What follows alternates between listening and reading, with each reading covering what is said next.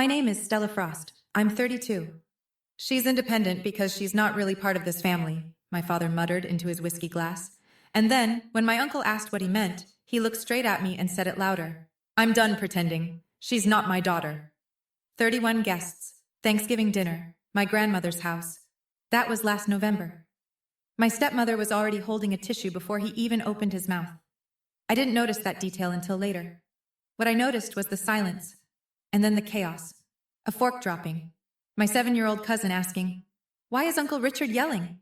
2 aunts standing up to clear plates because they didn't know what else to do. But what none of them knew, what my stepmother had spent 2 years making sure no one would ever find, was sitting inside a dusty shoebox in the hallway closet, 10 feet from where I sat. My grandmother had put it there before she died. She told me once, "Don't go looking for trouble. But if trouble comes to you, that's where your answer is."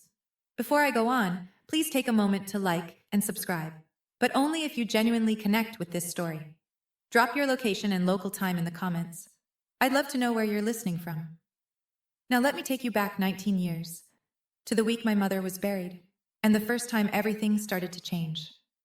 I was 13 when we buried my mother. Ovarian cancer. 8 months from diagnosis to funeral. I remember standing at the edge of the casket in a black dress my mother had picked out for my 8th grade dance because nobody thought to buy me something for a funeral. My father stood 3 feet to my left. He didn't reach for my hand. He didn't look at me.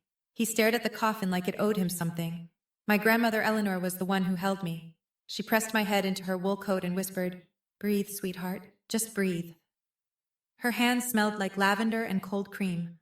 I held on to her until the cemetery workers told us it was time to leave. 4 months later, my father brought a woman home.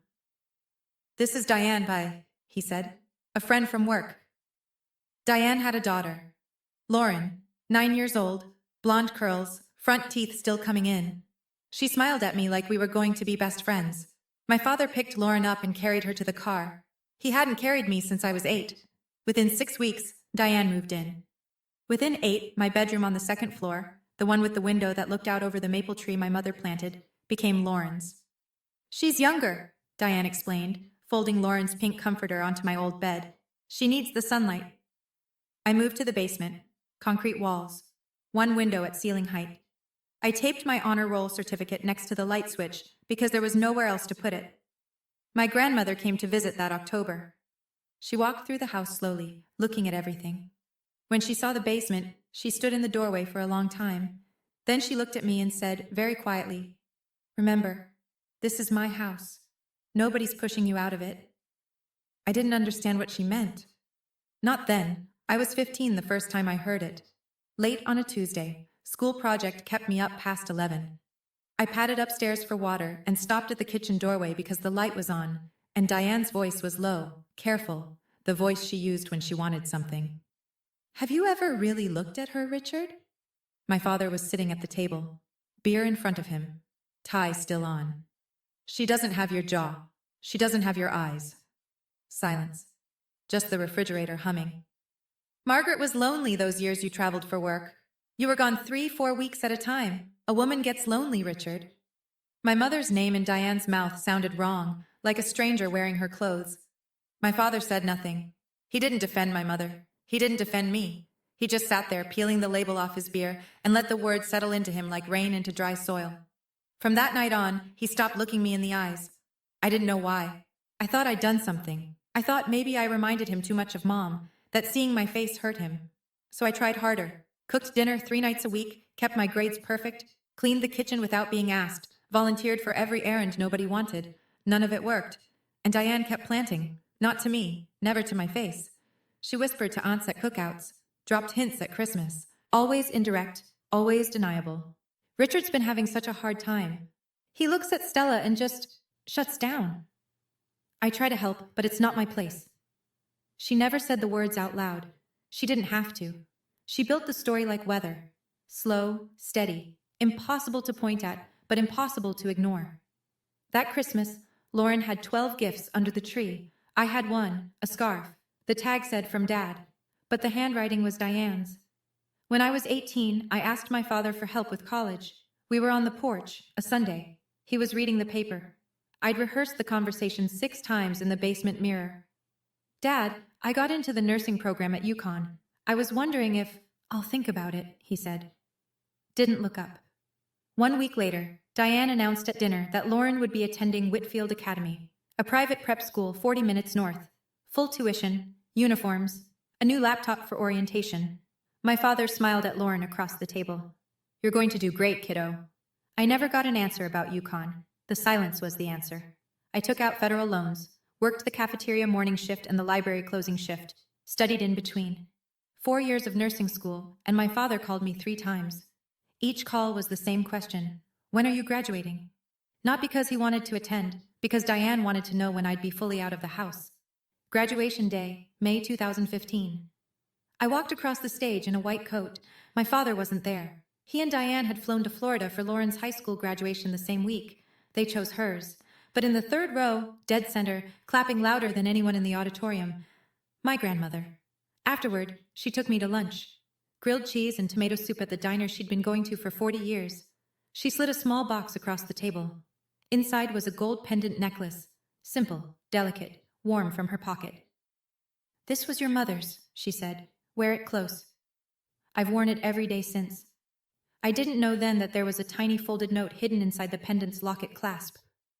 I wouldn't learn about that for another 4 years, when my grandmother sat me down and told me the truth about everything.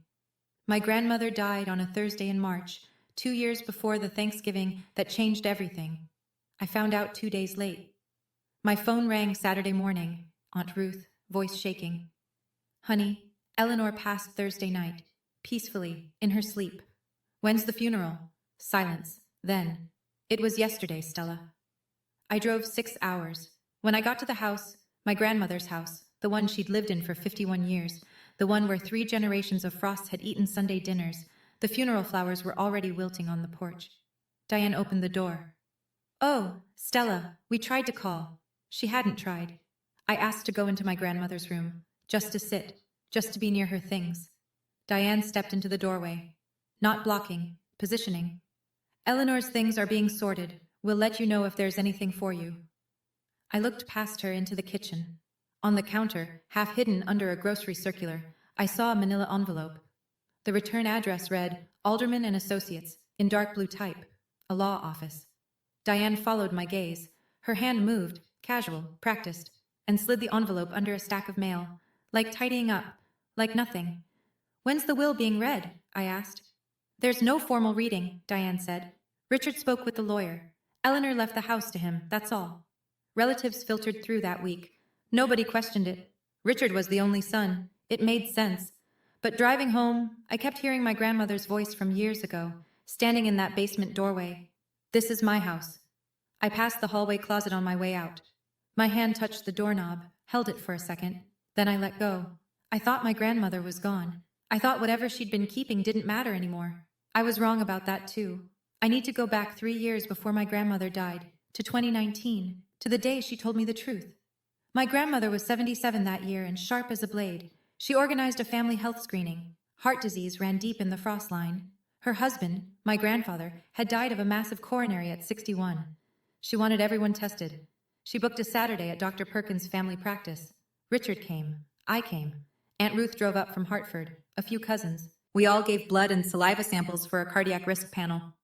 Richard signed his consent form between bites of a donut from the waiting room. Routine. Uneventful. 2 weeks later, my grandmother asked me to come to her house. Alone. She was sitting at her kitchen table with 2 cups of tea already poured. She looked at me the way she always did. Like she could see every version of me. 13 and 27 and 40, all at once. I've heard what Diane's been telling your father, she said. About your mother. About you. My stomach dropped. It's not true, Stella. None of it. Your mother was faithful. She was good. And I have proof. She told me she'd asked Hartford Genomics to run a paternity test from the health screening samples, mine and Richard's. I had given my sample willingly, and she'd requested the additional test with my knowledge now, sitting right here, asking for my consent. Do it, I said. I didn't hesitate. 3 weeks later, the result came back. Probability of paternity, 99.998%. My grandmother sealed the result in an envelope with a letter she'd already written. She put both inside a blue shoebox, along with a photocopy of a document I didn't fully understand yet. She told me where she was hiding it, behind her old shoes in the hallway closet. Don't go looking for trouble, she said, but if trouble comes to you, that's where your answer is. She wanted to confront Diane herself. She had a plan, but she wanted to wait for the right time. If we go to them now, Diane will spin it. She'll make your father choose, and right now, he'll choose her. My grandmother died before the right time came, and I kept my promise. I didn't open the box. I prayed I'd never have to. 3 weeks before last Thanksgiving, my phone buzzed with a text from Lauren. That alone was strange. Lauren and I weren't close. We weren't enemies either, just two people who'd lived parallel lives in the same house without ever really knowing each other. She texted me maybe twice a year. Birthday, Christmas. That was it. Dad wants everyone there this year. Big dinner. He said to make sure you come. I read it 3 times. Something about the phrasing, make sure you come, sat wrong. It sounded less like an invitation and more like a summons. I called Aunt Ruth that evening. I got a strange text from Lauren, I said, about Thanksgiving. Ruth was quiet for a moment, then, I've been hearing things, Stella. Diane's been in Richard's ear more than usual, about you, about the house. What about the house? A friend of mine, Gail, the realtor over on Birch Street, told me Diane called her last week, asked her to come do a walkthrough, evaluation. My stomach went cold. She's trying to sell it. She's trying something, Ruth said. I sat on my apartment floor and stared at the wall. The pieces started clicking together. Diane wanted the house sold. But if my grandmother's codicil mentioned me, and I was starting to believe it did, then Diane needed me out of the picture first. Not legally, emotionally. She needed me so humiliated, so broken, that I'd never come back to claim anything. Eleanor told me about that box too, Ruth said quietly. She said if things got bad enough, I should remind you. I remember where it is. Then go to Thanksgiving, Stella. But go early. I almost said no. I almost stayed home and let them have their dinner and their lies. And Ruth? I'm coming too, she said. I wasn't invited, but I'm coming, because I promised your grandmother. Thanksgiving Day. I pulled into the driveway at 2:30, a full half hour before guests were expected. The November air was sharp, and the house looked like a magazine cover. Diane had hired someone to hang garlands across the porch railing. White lights threaded through the boxwoods, a wreath on every window. It looked beautiful. It looked like a stage. I walked up the porch steps carrying a bottle of wine, like every year. Simple burgundy knit dress, my grandmother's pendant against my collarbone, hair down, no armor except the truth I was praying I wouldn't need. Diane opened the door before I knocked. Stella, so glad you could make it, sweetie. She pulled me into a hug, held my shoulders a beat too long. Her smile was wide, but her eyes were scanning, checking me, reading me, the way she always did. Then she steered me left toward the kitchen. Come help me with the cranberry sauce. I looked right as we passed the hallway.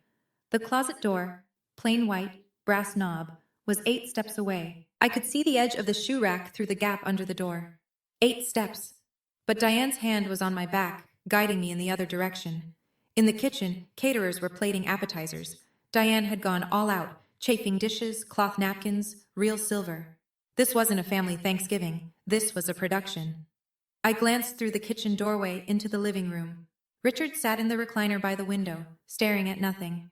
A glass of Maker's Mark in his hand, at 3 in the afternoon. Hi, Dad. He turned his head, looked at me. Something flickered, and then went out. You came, he said. Not, I'm glad. Not, you look nice. Just confirmation. Like checking a name off a list. Cars were pulling into the driveway, doors closing, voices on the porch. I hadn't reached the closet yet. By 3:15, the house was filling up. Cousins I hadn't seen in a year. Richard's golf buddies, Diane's friends from her book club. 2 women I'd never met, both overdressed, both laughing too loud at everything Diane said. I waited. At 3:20, Diane was deep in conversation with the caterer about the gravy boat. Lauren was in the dining room adjusting place cards. Richard hadn't moved from his chair. I wiped my hands on a dish towel. Bathroom, I said to no one in particular. The hallway was empty. Just coats on hooks, the umbrella stand, and the closet at the far end. I walked normally, didn't rush. My pulse was in my throat. I opened the closet door. Winter coats, scarves on the top shelf, and on the floor, my grandmother's shoes. Orthopedic flats in beige and navy, lined up neatly, untouched since she died. No one had cared enough to move them. I knelt and reached behind the back row. My fingers touched cardboard. Dusty, cool. The corner of a box. I pulled it out. Faded blue. A Nike logo half worn off the lid. It looked like nothing. An old shoebox that belonged in a donation pile. That was the point. My grandmother had hidden the most important thing in the most ordinary place. Something inside shifted when I tilted it. Light, paper, footsteps. Lauren appeared at the end of the hall. "Oh, hey Stella, you okay?" I slid the box back. "Yeah, just looking for a hanger for my coat." She nodded and moved on. I counted to 10, pulled the box out again. This time, I didn't put it back. I tucked it behind my grandmother's old winter coat, the long wool one that still hung on the far hook, still carrying a ghost of her lavender perfume. I closed the closet door and walked back to the kitchen. Diane looked up from the stove. "You were gone a while." "Line for the bathroom." She studied me for 1 second, then turned back to the turkey. My heart was hammering, but the box was safe. And I was praying, hard, that I'd never have to open it. At 4 o'clock, Diane called everyone to the table, and I saw what she'd done. Place cards, calligraphed, cream cardstock with little gold leaves pressed into the corners. She must have spent hours on them, or paid someone to. Richard was at the head, Diane on his right, Lauren on his left, in the seat that, in my grandmother's time, had always belonged to the eldest child. I found my name at the far end, wedged between 7-year-old cousin Oliver and a woman named Brenda, who turned out to be Diane's Pilates instructor. 32 place settings. This wasn't a family dinner. This was a courtroom, and the jury was already seated. Aunt Ruth arrived at 4:05. I heard the front door open and Diane's voice go sharp for exactly 1 second before resetting to hostess mode. "Ruth, what a surprise!" "I'm sure it is," Ruth said. She was already pulling a chair from the hall closet area and wedging it between two cousins near the middle of the table. Nobody argued. You didn't argue with Ruth Calloway. She was 78, 5'2", and had a gaze that could stop traffic. Richard stood to say grace. He cleared his throat and gripped the back of his chair. "This house has been in our family for 3 generations. Mom would have wanted us all here." He paused. His eyes moved down the table, passed over me, and kept going. "Everyone who belongs here." I felt Ruth's eyes on me from 6 chairs away. Under the table, Diane's hand moved to Richard's forearm. A small squeeze. A nod so slight you'd miss it if you weren't watching. I was watching. Richard reached for his glass, his 4th whiskey. It wasn't even 4:30. Pastor Thompson, seated to Diane's right, special guest, folded his hands and bowed his head. Everyone bowed theirs. I didn't. I was looking at the hallway closet door. The turkey was carved. Plates were full. The noise of 32 people eating and talking settled over the table like a warm fog. For 45 minutes, nothing happened. Diane told a long story about Lauren's promotion. Regional manager at 23, the youngest in her company's history. Everyone clapped. Richard beamed. Then someone's wife, Carol, I think, married to cousin Dennis, turned to me from across the table. "What about you, Stella? How's the hospital?" Before I could answer, Diane leaned in, sweet, helpful. "Oh, Stella keeps to herself. She's always been independent." She said the word like it meant something else. "I'm fine, thank you," I said. "ER keeps me busy." The conversation moved on, for about 3 minutes. Uncle Gary, 2 beers deep, looked at my father from across the table. "Richard, you all right? You look like you've got something on your mind." My father stared at his plate. "I'm fine."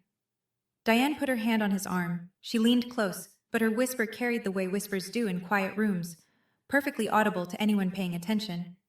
"It's okay, honey. You don't have to carry it alone tonight." I felt my spine straighten. Ruth set her fork down. "Let the man eat in peace." Diane looked at Ruth the way a cat looks at a closed door. "Ruth, this is a family matter. I am family." 3 seconds of silence. The kind where everyone suddenly becomes very interested in their mashed potatoes. Then Richard picked up his whiskey glass and drained it. He set it down hard. The sound cut through the table noise like a gunshot. Every head turned. He pushed his chair back, and he stood up. My father stood at the head of the table with both hands flat on the wood, the way a man stands when he's trying to keep himself upright. Someone's wife said, "Richard, sit down. Have some pie." He didn't sit. "I've been carrying something a long time," he said. His voice was thick, unsteady, whiskey and 18 years of Diane's voice in his ear. "She's independent because she's not really part of this family." The words landed like a slap. Carol stopped chewing. Dennis put his fork down. Uncle Gary. What are you talking about, Rich? My father looked at me, right at me, and I saw it. A flicker. Just for a half second. The father I remembered from before. The one who used to carry me on his shoulders through the apple orchard. His eyes were wet, and his jaw was tight. And I could see he knew, somewhere deep, that what he was about to say was wrong. He said it anyway. I'm done pretending. She's not my daughter. Margaret wasn't faithful. I've known for years. The room cracked open. A fork hit a plate. Oliver, 7 years old, sitting right next to me, tugged his mother's sleeve. Why is Uncle Richard yelling? Two of my aunts stood up simultaneously and started clearing dishes. Not because it was time, because they didn't know what else to do with their hands. Someone near the end of the table, I didn't see who, slid a phone out and held it low under the table, recording or texting. I didn't know which. Uncle Gary pushed back from the table and walked out to the porch without a word. Diane pressed a tissue to her eye, and I realized, looking back, putting the pieces together, she'd had that tissue in her hand before my father even stood up. She'd been holding it the entire time. I sat frozen. 10 seconds. 15. The longest silence of my life. My hands trembled in my lap. My eyes burned. The whole room was watching me, waiting for me to cry, to scream, to run. Then I felt it. The pendant. My grandmother's necklace, warm against my chest. I put my napkin on the table. I pushed my chair back. The legs scraped against the hardwood, and in the silence, it sounded like a door opening. I stood up. My voice came out quieter than I expected. Steadier, too. Not because I was calm, because everything inside me had gone still the way the air goes still before a storm. If we're being honest tonight, Dad, then let's all be honest. I stepped away from my chair. The room tracked me. 31 pairs of eyes, forks suspended, napkins frozen mid-dab. My shoes on the hardwood were the only sound. 1 step, 2 steps, past the empty chairs, past Cousin Dennis and his wife, past Diane's Pilates instructor, who was already reaching for her purse. Stella, where are you going? Diane's voice, still sweet, but underneath it, a hairline crack. I'd never heard that crack before. I didn't answer. The hallway closet was 10 steps away. I reached it in 8. I opened the door, and the smell of my grandmother hit me. Lavender and wool and the faint cedar of old shoe trees. I reached behind her winter coat. My fingers closed around the box. Dusty, light, ordinary.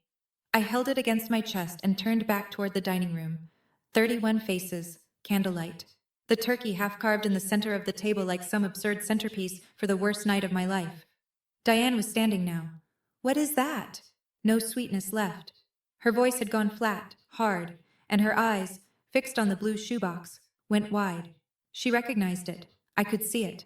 2 years she'd spent searching this house after my grandmother died. Every drawer, every shelf, every closet.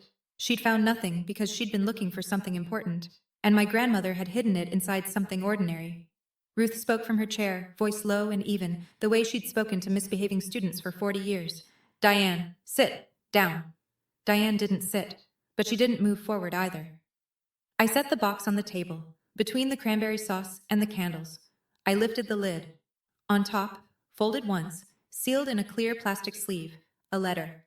My grandmother's handwriting. Shaky, unmistakable. Diane moved fast, not toward the box, toward the audience. She turned to the room with both palms up, tears already streaming. The performance was instant, seamless, like she'd rehearsed it in a mirror. This is exactly what I told Richard. She came here with a plan. Her voice climbed. She has been jealous of Lauren since day one. She can't stand that this family moved on without her. She pressed the tissue to her throat, a gesture of delicacy, of suffering. I have given 18 years to this family. 18 years.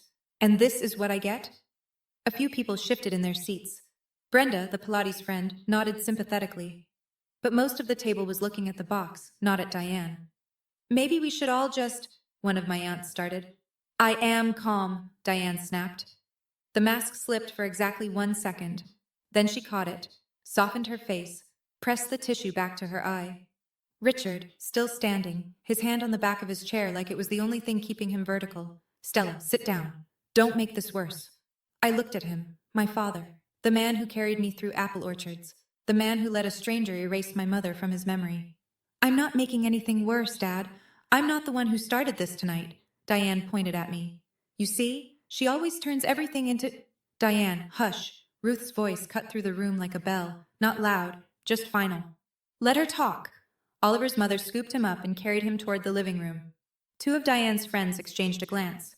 The room was shrinking, not in size, but in patience. I slid the letter out of its plastic sleeve, unfolded it. My grandmother's handwriting blurred for a second because my eyes were wet, and I blinked hard until it steadied. I began to read. Dear Stella.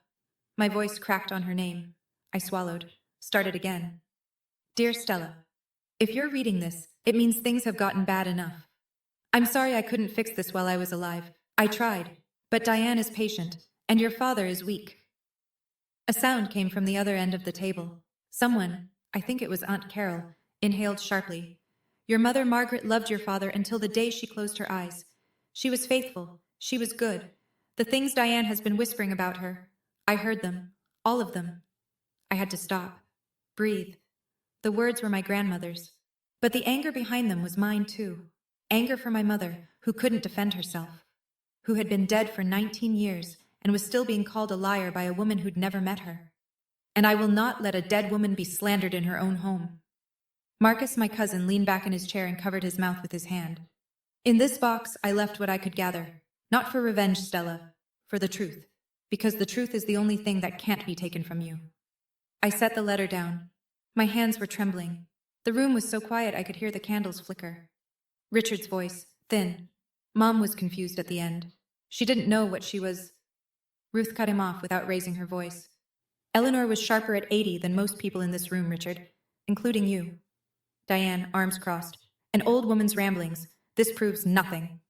Ruth looked at me, steady, certain, the same way my grandmother used to look at me. There's more in that box, Stella. Keep going. I reached into the box and pulled out the second envelope. It was manila, yellowed at the edges. The Hartford Genomics logo was printed in the upper left corner. A double helix in blue ink, slightly faded.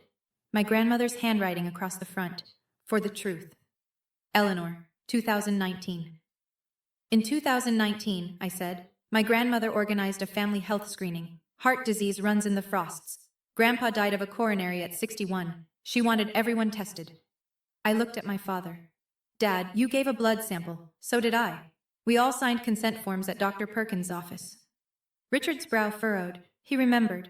Grandma asked the lab to run a paternity test from those same samples. She told me. I agreed. I opened the envelope, pulled out a single sheet, held it where the candlelight could catch it. Probability of paternity, I read.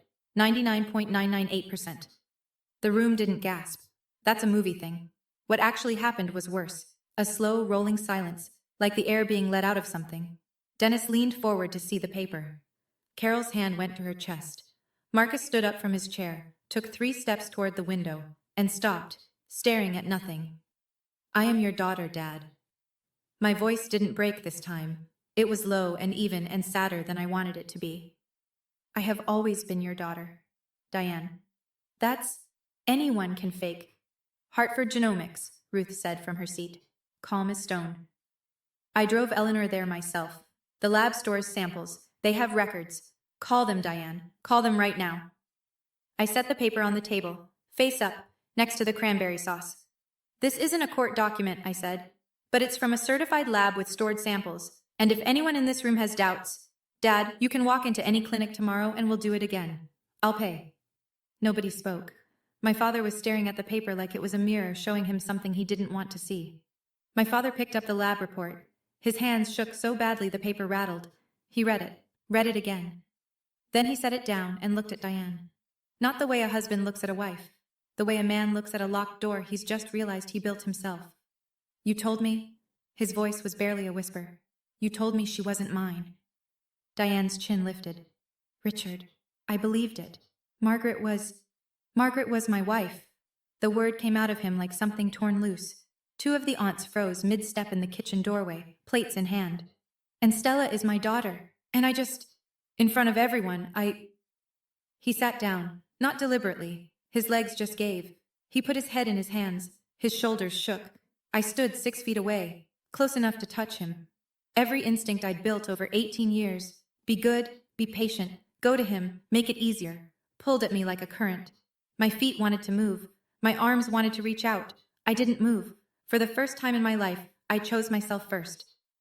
Lauren's chair scraped back. She stood without looking at anyone, walked to the front door, and disappeared onto the porch. The door clicked shut behind her. Diane was still standing, still performing. But the audience had turned. "Richard, she's manipulating." "Stop." One word. My father said it without lifting his head from his hands. One word aimed at the woman he'd chosen over me for 18 years. But sitting in that dining room, watching him crumble, I didn't feel victory. I felt the weight of all the years that word came too late. 18 years too late for one syllable. The candles flickered, the turkey sat untouched, and I still had one more thing in the box. I reached into the box one final time. The last item was a photocopied document, 4 pages, stapled at the corner, with my grandmother's handwriting in the margin. "Original at Alderman and Associates." "This is a copy," I said. "The original is with my grandmother's lawyer, but this is what she wanted everyone to know." I read the relevant section aloud. My voice was steady now, not because I wasn't shaking inside, because my grandmother's words deserved to be heard clearly. "I, Eleanor Marie Frost, being of sound mind, hereby amend my last will and testament with the following codicil. I leave the family residence at 14 Maple Hill Road to my granddaughter, Stella Margaret Frost, in full and unconditional ownership." Someone whispered, "Oh my God." I didn't see who. "The codicil states the reason," I continued. "My son Richard has been unduly influenced in his decisions regarding his firstborn. I leave the family home to Stella to ensure she always has a place." Diane went white. Not red. White. The color left her face like water draining from a sink. "That's not valid," she said. "Richard told me Eleanor left everything to him." Ruth spoke, still seated, still calm. "Because you hid the letters from the law office, Diane. Mr. Alderman sent 2 notification letters to this house. Neither one was answered." She paused. "He told me himself." The room turned to Diane the way a weather vane turns in a shifting wind, not all at once but inevitably. Richard raised his head. His eyes were swollen. His voice was raw. "You hid my mother's will?" Diane grabbed her purse from the back of her chair. Her mouth opened, then closed. For the first time in 18 years, Diane Frost had nothing to say. Ruth's voice followed her to the door. "You can leave, Diane, but the truth stays." Diane stopped in the doorway, purse clutched to her chest like a shield. She turned around one last time. I expected venom. What I got was something almost worse, a plea dressed up as indignation. "You're all making a mistake. I gave the best years of my life to this family." Marcus, who had been standing by the window with his arms crossed since the DNA result, shook his head slowly. "Diane, come on." 3 words, but the tiredness in his voice, the disappointment, carried more weight than any speech. One of my aunts picked up a serving dish and walked into the kitchen without looking at Diane. Another followed. Not dramatic, not confrontational, just done. The way Midwestern women end things, by quietly refusing to be in the same room. Diane looked at Richard. "Are you coming?" He was still in his chair, still holding the lab report. He didn't look up. "I need a minute." "Richard." He said nothing. Diane left. Her heels clicked down the front steps. A car door slammed. The engine turned over. Gravel crunched as she backed out of the driveway. And then it was quiet. 30 people in a dining room, candles burning low, food going cold. Nobody knew what to do next because there's no etiquette book for this. No chapter titled, "What to Serve After Your Stepmother's Lies Collapse at the Dinner Table." Pastor Thompson folded his napkin neatly. "I think the family could use some space," he said, and a few of Diane's friends and the golf buddies murmured agreement, collecting coats, saying soft goodbyes. I stepped out onto the porch for air, and that's where I found Lauren. She was sitting on the top step, elbows on her knees, staring at the driveway where her mother's taillights had just disappeared. She wasn't crying for Diane, I could tell. She was crying for the thing underneath, the realization that the life she'd been living, the family she thought she had been built on a foundation her mother had been pouring poison into for 18 years. And the foundation had just cracked. By 7 o'clock, the house was nearly empty. A few relatives lingered in the kitchen, wrapping leftovers in foil, speaking in low voices. Ruth washed dishes at the sink like it was any other Thursday. Steady hands, warm water, no wasted movement. I sat on the bottom step of the staircase with my phone in my hand. I'd already dialed the number printed on the codicil's cover page. Gerald Alderman, attorney at law. It rang 4 times. Voicemail. An older man's voice, unhurried. You've reached the office of Gerald Alderman. We are closed for the holiday. Please leave a message and we will return your call on the next business day. I pressed the phone to my ear and tried to keep my voice even. Mr. Alderman, this is Stella Frost, Eleanor Frost's granddaughter. I found the box. I need to speak with you. Please call me back. I hung up, stared at the screen. Nothing. The confirmation would have to wait. Richard was still at the dining table, alone now. The place settings had been cleared around him, but he hadn't moved. He looked like a man sitting in the ruins of something he'd helped demolish. I walked past him toward the stairs. Stopped. I'm staying here tonight, Dad, in Grandma's room. We'll figure out the rest later. He looked up. His eyes were bloodshot and old, older than 58. Stella, Not tonight, Dad. I gripped the banister. Not tonight. I climbed the stairs to my grandmother's room, opened the door. Lavender. The quilt she'd had since 1987. On the bedside table, a framed photo of my mother, young and laughing in the backyard garden. Diane had stripped every other photo of Margaret from this house, but she'd never entered this room. I lay on my grandmother's bed, held the empty blue shoebox against my chest. It had done its job. But I didn't sleep, not because of the silence, because of the questions circling my head like a bird that wouldn't land. Why did it take 18 years and a piece of paper for my father to look at me? My phone rang at 8:14 the next morning. I was already awake, hadn't really slept. The room was cold and gray, the way New England mornings are in late November. I picked up on the second ring. Ms. Frost, this is Gerald Alderman. I received your message. His voice was warm, measured, the voice of a man who'd practiced law for 40 years and never once rushed through a sentence. I've been expecting this call, he said. Not today specifically, but eventually. Your grandmother told me it would come. I sat up, pulled the quilt around my shoulders. Is it real? The codicil? Is it valid?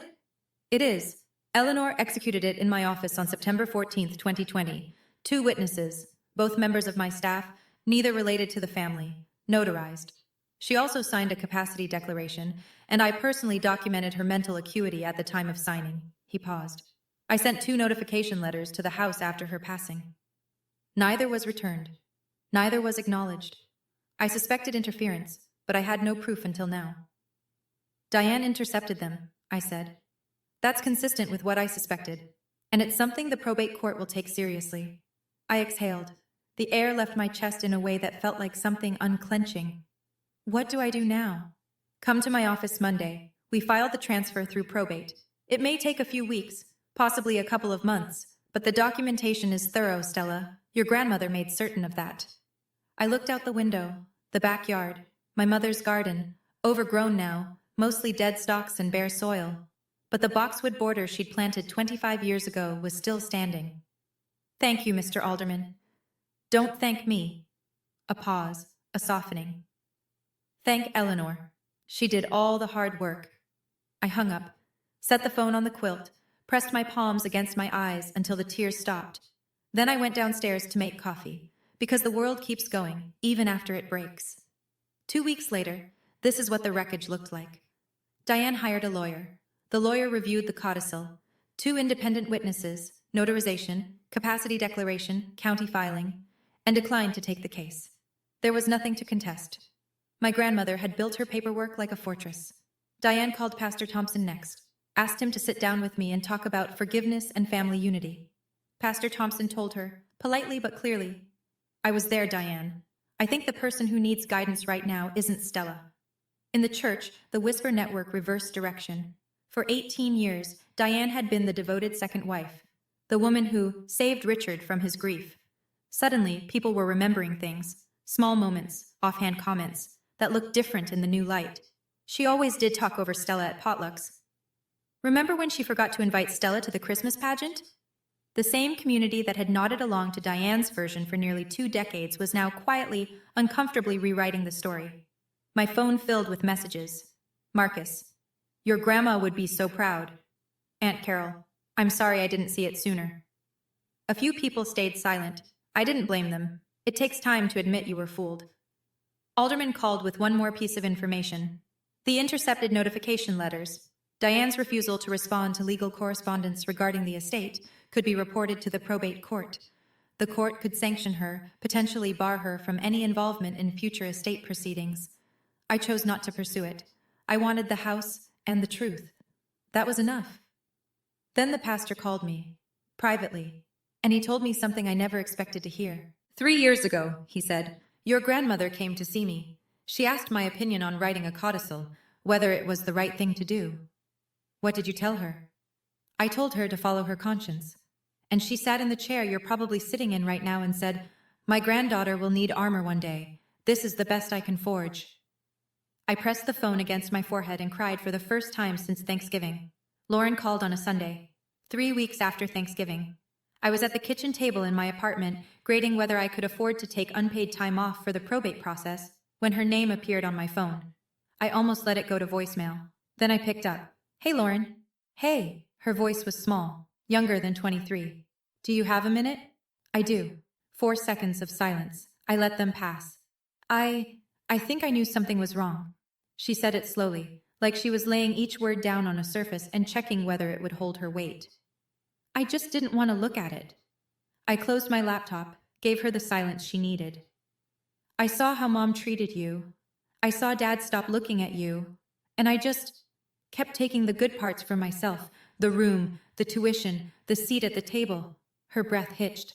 I told myself it wasn't my problem, that it was between you and Dad. But that's not true, is it? No, I said. It's not. More silence. A sniffle. Mom keeps calling me. She says you stole the house, that Grandma Eleanor was senile, that you manipulated everyone. What do you think? The longest pause of the call. Then, very quietly, I think Grandma Eleanor was the only honest person in that house. I didn't rush to comfort her. I didn't pile on either. She was 23, and the story she'd lived inside, the one where her mother was the hero and I was the difficult outsider, had collapsed. That kind of reckoning doesn't need advice. It needs space. I appreciate you saying that, Lauren. That took something. I don't know what happens now. I'm not going to tell you what to do about your mom. That's your road. But if you ever want to talk, just you and me, no sides, I'll pick up. Okay. Okay. We hung up. It was the shortest and most honest conversation we'd ever had. My father asked to meet at a coffee shop. Neutral ground. I agreed. He was already there when I arrived. Corner booth, untouched Americano, both hands wrapped around the mug like he was trying to warm himself from the inside. He looked 10 years older than he had at Thanksgiving. I went through old photos last night, he said, before I even sat down. You have my mother's eyes. You have Margaret's smile. He swallowed. How did I let myself forget that? I took off my coat, hung it on the hook, sat down across from him. You didn't forget, Dad. You chose to believe someone else. He flinched. Not dramatically, just a small contraction around the eyes, like sunlight hitting a wound. She started 6 months after the wedding, he said. Diane. She told me she'd found old messages in Margaret's phone, said she didn't want to hurt me, but she thought I deserved to know. He stared into his coffee. Margaret was gone. She couldn't tell me it wasn't true. There it was, the cruelest part of Diane's entire strategy. She'd attacked someone who couldn't fight back. You could have done a DNA test any time in 18 years, Dad. $100, 3 days. I was afraid. You weren't afraid the answer would prove her right. I kept my voice level. I owed him that. You were afraid it would prove her wrong, because then you'd have to face what you did to me. The coffee shop hummed around us. A blender, a laugh, normal life, carrying on. I'm sorry, Stella. I'm not ready to forgive you yet, Dad. Maybe someday.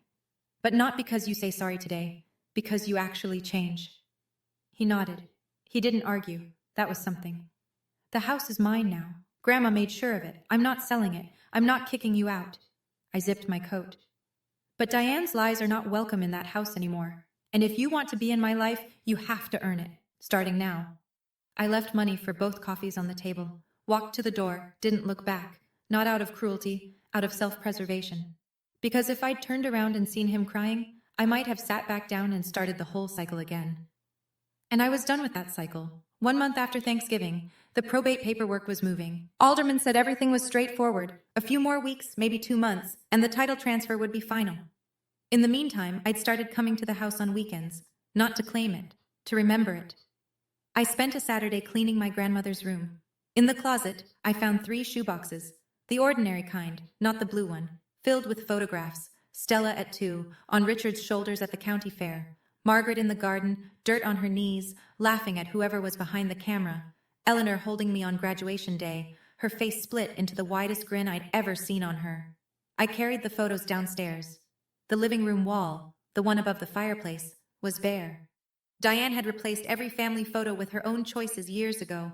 Landscapes, generic prints, nothing with a face. I hung Margaret's photo first, center of the wall. My mother, 30 years old, standing in the backyard with sunlight in her hair. Then Eleanor beside her. Two women who loved me when the world made it hard to. I called Ruth from the kitchen. Thank you, Aunt Ruth, for keeping your promise. Oh, hush. Her voice cracked anyway. She'd be so proud, sweetheart. You didn't just stand up for yourself. You stood up for Margaret, too.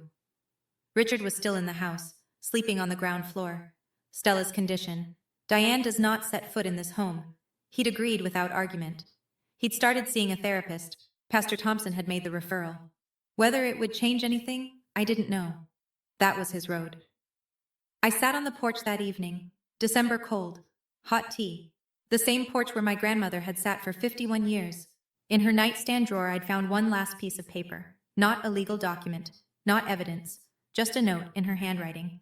Stella, the house is just wood and walls. You are the home. Love, Grandma. I folded it up and put it in my wallet, behind my driver's license, where I could feel it every time I reached for something ordinary.